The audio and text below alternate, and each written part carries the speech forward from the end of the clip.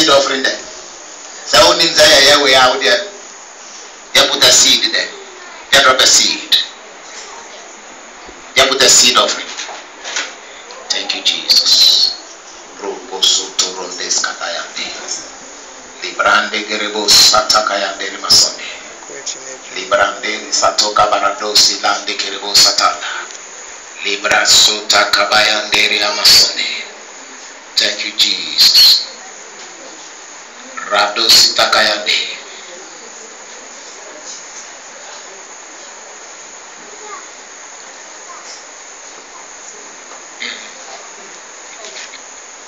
Thank you, Jesus. Holy Ghost.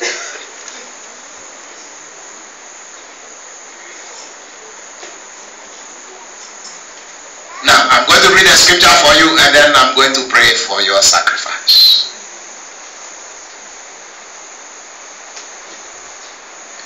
The Lord has a schedule and the Lord has certain principles and certain things put together in order to cause the blessing to flow.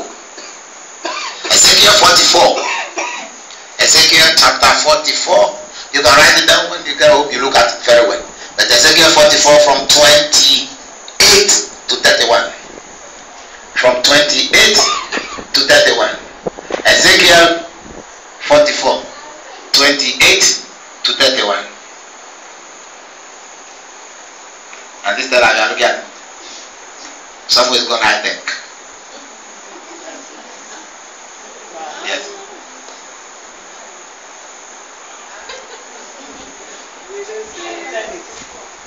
Oh wow. Someone is going to hide them. iPad.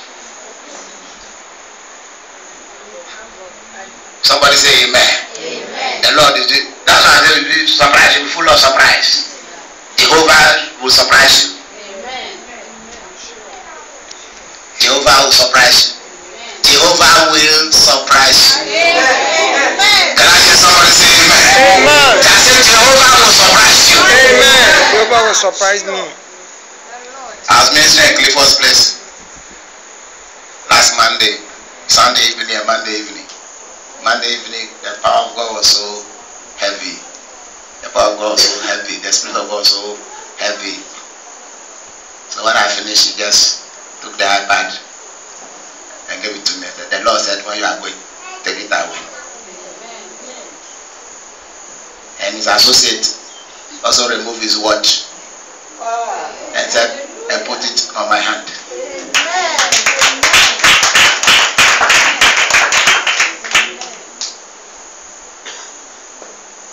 When his boss did it, his associate went and whispered, me too, I should do something. He said, the guy boy removed his watch. He said, let me put it on your hand. The anointing of God was so heavy. It was so heavy. The power of God was heavy. The Lord is faithful. Jehovah will surprise you. Amen. I said, Jehovah will surprise you. Now, Ezekiel 44, read from 28. The Lord.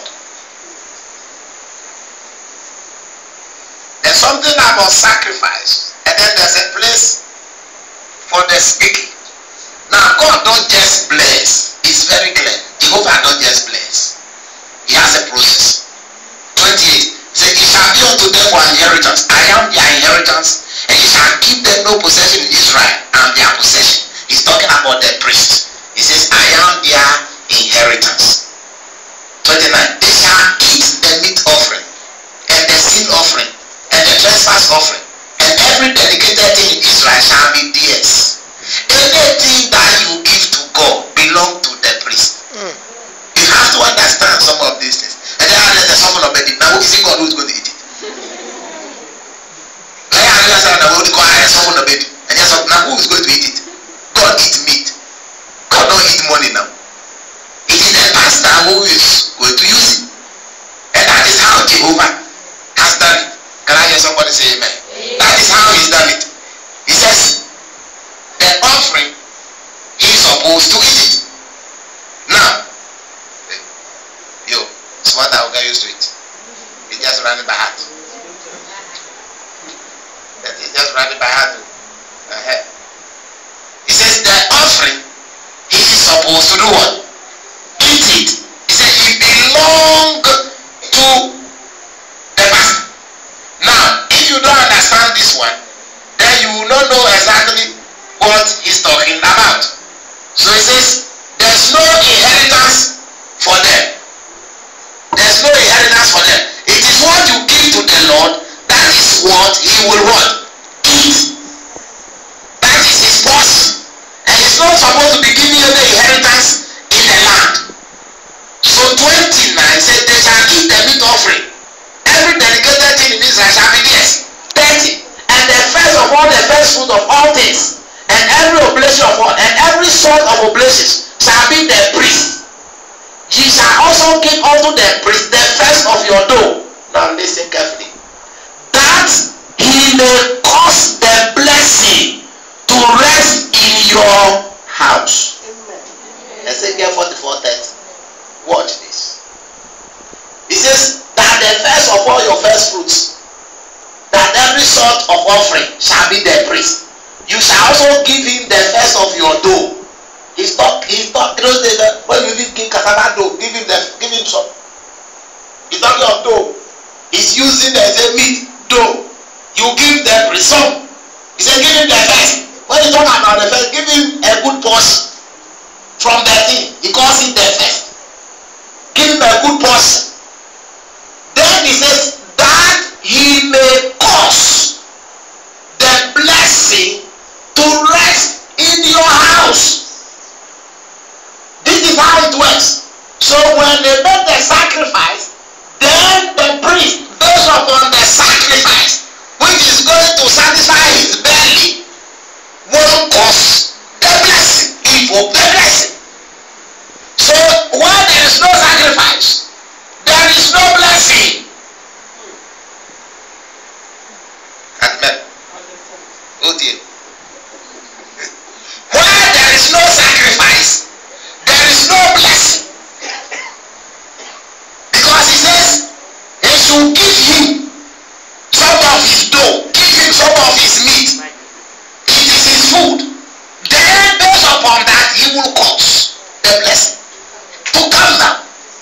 So if you don't satisfy his belly, and his belly is making shoo, and then he says, some will bless, the blessing cannot fall. Because heaven now says, what have you done to satisfy his belly? Before he is releasing the blessing for you. And you know, because the man, when you just show the mom or ye, man must eat.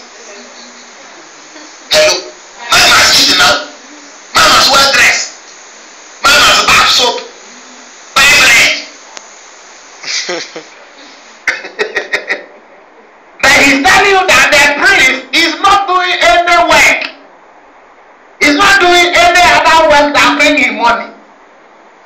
He's not working that every month they will pay him. No. So it is what you give him, that is his food. That is his salary. When you give to him, you have used yourself to do what God wants to do. Let somebody catch this and I'll bless you now. God is the one who is supposed to pay the pastor. Because he has engaged him to work for him, to take care of his people. He must pay him. But God is spirit. And he does not rain money or rain food. So God now says, you, the person that he's supposed to take care of you, he will use you to provide the food for him. This is how he does it. So he will use the people to provide the food for the pastor. Then he use the pastor to release